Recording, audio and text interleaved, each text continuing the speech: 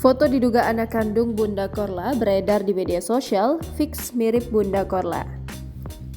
Berbagai tuduhan untuk Bunda Korla yang menyebutkan jika ia bukanlah wanita tulen alias transgender hingga membuat fans atau anak-anak Bunda Korla mendesaknya untuk menguak jati diri aslinya.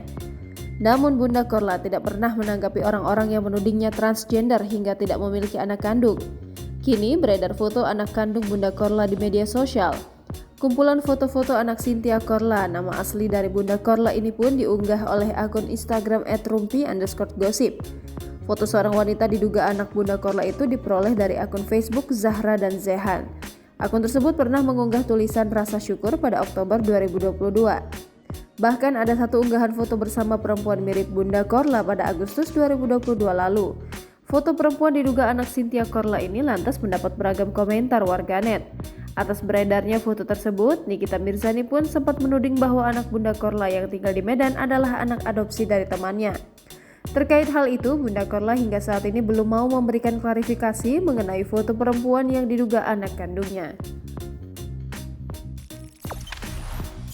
Jangan lupa subscribe, share, komen, dan like ya!